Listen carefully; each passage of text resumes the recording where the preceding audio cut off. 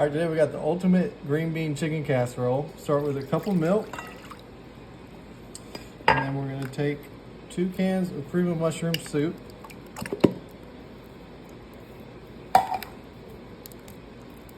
That was a... Why is it gray? What do you mean? That's how it always is. Oh. A little bit of pepper, sprinkle that on there. Don't want to over pepper, but don't want to under pepper.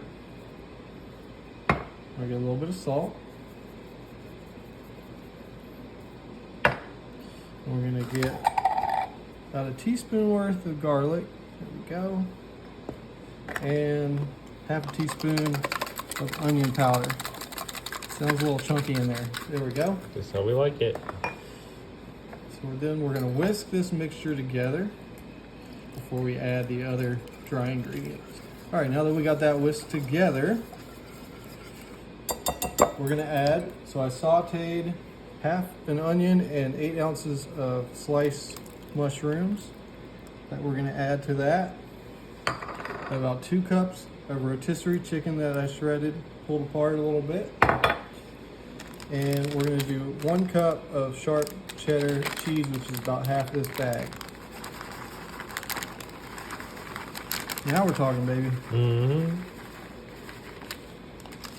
So we're gonna mix all that, make sure it gets nice and folded together.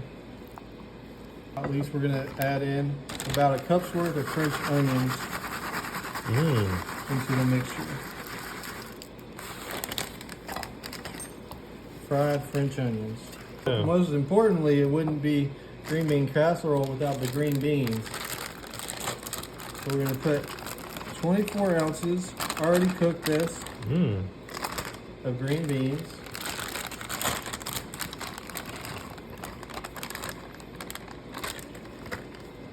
And this is the last part we gotta mix into the bowl.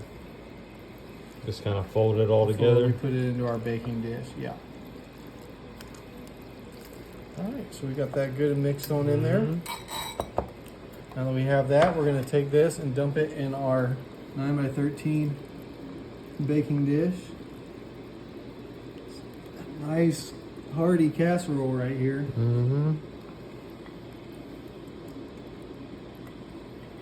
All right. Now that we got that, we're gonna just spread it, make sure it's nice and even. Awesome. When we got the oven set to 350, we're gonna put it in there for about 25 minutes, and then we gotta take it out and do one other step. Okay. All right. Okay, now that we've had it baking for about 25 minutes or so, got to do the final stage. So we're going to take the second half of this bag, so 1 more cup of sharp cheddar, and just go over the top. Just gotta watch out for burning yourself. Yeah, be careful. We promote safety on this channel. And then, sorry, I need to, that's my OCD. There we go. All right, and then we're gonna take about another cup's worth of French onions and just kind of sprinkle them over the top. What kind of green bean chicken casserole wouldn't have French onions on top? You know what I mean? This is America. All right, it's looking pretty good. I was about to grab that with my hands. I'm glad you didn't. All right, so we're gonna put it back in the oven for about 8 to 10 minutes. Okay. Let it get bubbling up in there. All right, let's take a look. Ultimate green bean chicken casserole. Woo, baby. Look at that. Man, that looks perfect. Looks phenomenal. This is like the perfect fall casserole. If you just want something yummy at night, or you got some relatives coming over, or something for Thanksgiving, or really just, it's just good all around. Yeah, I'm gonna let it cool down for a second. We'll come try it, see how it is. This looks awesome. It does. Let's give a little cut right here.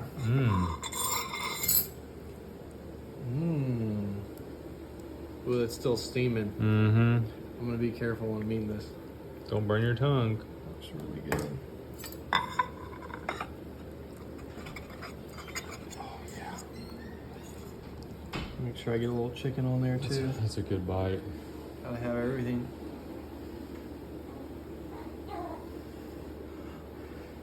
I think Cohen likes it. Cohen smells them onions.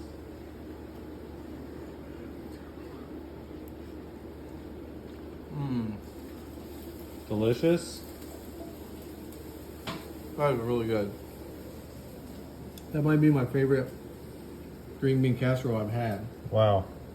Like, and I've had a lot in my life because, you know, I'm American. Amen. God bless. All right, Kim, what we got today? We're gonna make some leftover stuffing muffins. You're gonna take 3 cups of leftover stuffing or dressing, whatever you want to call it. What do you call it? I call it dressing. Okay. I call it wet biscuit. There's 3 cups. Then you can use 1 cup of chicken or turkey. I'm gonna add that in. Or you can even, if you're a ham, Or you can want do ham. Half a cup of spinach that we've drained and got it all Squeeze ready. out. You just take this and mix it together. Don't mix it too much where your stuffing won't go flat. But I want the spinach to get throughout Oh, yeah. the stuffing. And we're gonna take a scoop, put it in the muffin tin.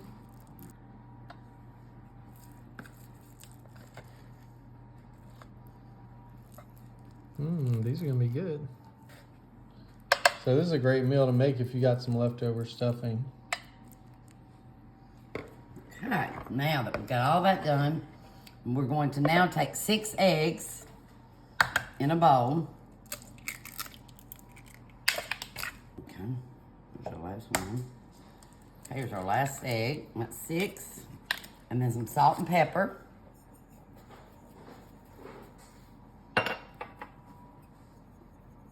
And 2 tablespoons of whole milk. I've already got that measured out. And you're gonna whisk those together. All right, that's looking Okay, pretty got good. them all whisked together. You're gonna take 2 tablespoons of your egg mixture and put in each one. Or you can go, just kind of eyeball it. You want to kind of fill around the sides of it. Because it's not going to completely cover necessarily, but it'll bake into it. That's great. Look at I'll that. add a little bit more to these so I didn't have as much on. Okay, the last of our egg mixture. And we're gonna bake it for 25 to 30 minutes. How? What temperature? At 375.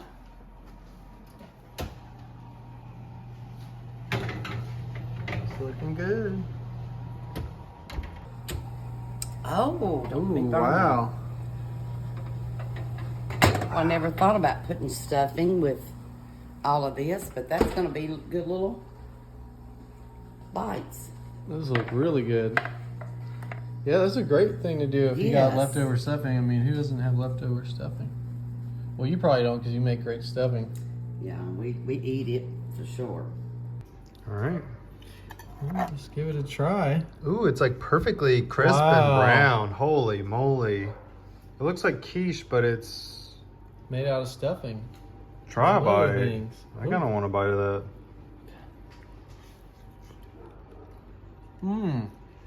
That was a great use of leftover stuffing. You want some?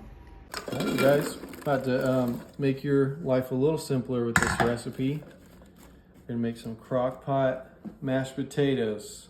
Start with about 3 pounds of diced up potatoes. Then we're gonna put in a few little heaping tablespoons of minced garlic. And then cover all that in some black pepper. These are a lot of potatoes, so don't be shy with your seasoning. It will sink into that.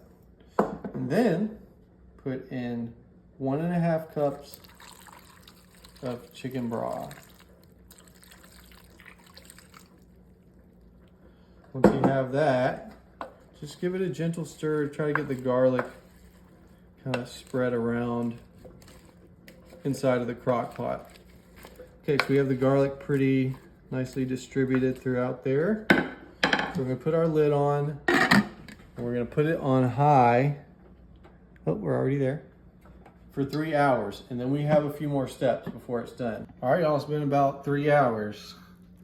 So our potatoes should be ready for the next step. So what we want to do is we want to put in about 4 ounces of cream cheese, 2 tablespoons of unsalted butter, half a cup of whole milk, and then to get a little more flavor, we're gonna add some salt and pepper.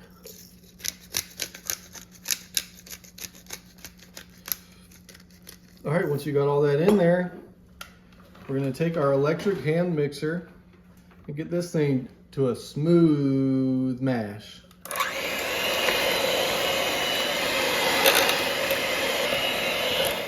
All right, we got that pretty good and mashed up together. Let me go give it one more once over.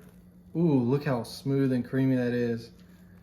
Yeah, just give it a little once over with the spatula. Man, look at that. That's crazy. Oh, there's a little stray in there. Wow. That's awesome. Okay, once you have it nice and mixed together, let's serve it up. That is so smooth looking. If you like really creamy potatoes, man, this is the way to go. It's pretty hot too. Mashed potatoes. Oh, it stopped raining. I need to do my taxes. Mmm. Yo. Y'all, this is good. I'm not just saying that because I made this. You should for real try this. I am not just saying that. Water here, we're gonna put 4 pounds. Ooh! 4 pounds. You have to be careful when you're dumping it in there. 4 pounds of sweet potatoes in there. Got a little more over here. There we go. All right, while that's boiling, we're gonna get this to where they're softened up, and then we're gonna mash them up. You'll see, you know the deal. All right, while that's boiling, we're gonna come over here and make a little caramel sauce that we're gonna put in it. So we're gonna have 4 tablespoons of butter. A lot of butter. Get that nice and melted up on there. And while that's melting, we're also gonna add half a cup of brown sugar to it. You're gonna whisk these together, and it's gonna create a nice little caramel sauce. Do you say caramel or caramel? I say caramel. I say caramel too. Is that what your parents say? Yes. I think it's the East Coast. Yeah, maybe. I'm from the southeast coast, South Carolina. So we're gonna just whisk that together. Get a nice golden brown. I mean, you see it happening already. So, all right, so we got it looking like a nice caramel sauce right there. Next, we need to incorporate 1/3 of heavy whipping cream into the sauce. Ooh. So go ahead and dump that into there. This will be a wonderful fall season recipe. In a little bit, we're gonna add a few little seasonings into it. So we're gonna take a little bit of salt, dump it in there. Just a tad. About a half a teaspoon of vanilla extract. So just a little drop. Oop, there we go. Just a tad of cinnamon. Kind of at your discretion, what you like. I like cinnamon a lot, so. And then a wonderful aspect of it is nutmeg. Just a little sprinkle of nutmeg. Oh yeah, nothing makes you think of fall like the smell of nutmeg. So then whisk all those together. we're gonna incorporate this into the mashed sweet potatoes. Now we're gonna dump them in a bowl. Now that we've got them fork tender, make sure they're fork tender. So next we wanna mash these up. Just get them nice and mashed. Yeah, it's a lot easier with a masher. I'm glad you let me, you watched me do it with a wooden spoon. Yes. Before you mentioned that Exactly. you had one of those. Nice, okay. Once we got that mashed up, we're gonna take that caramel sauce that we had made, we're gonna dump it and incorporate it into the sweet potatoes.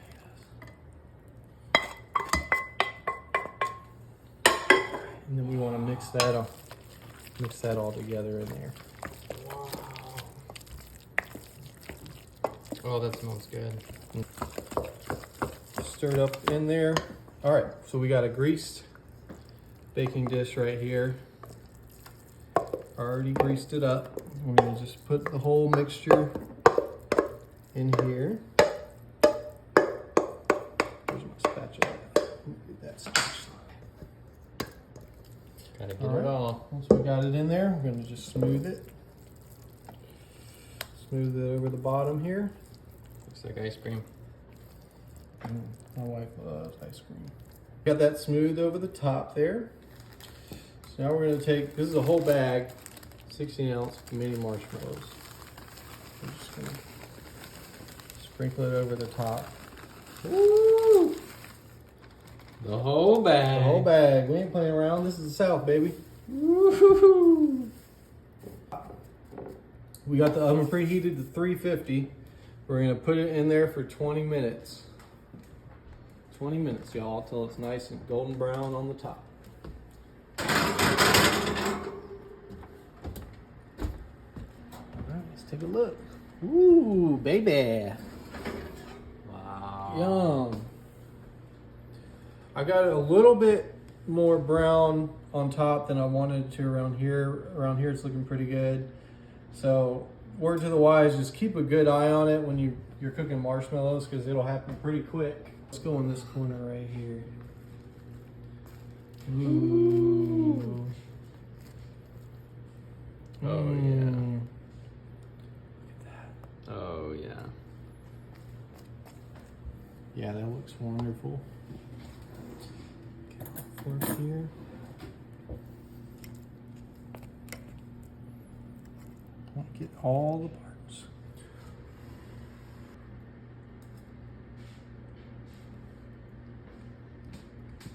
That good? This is really good.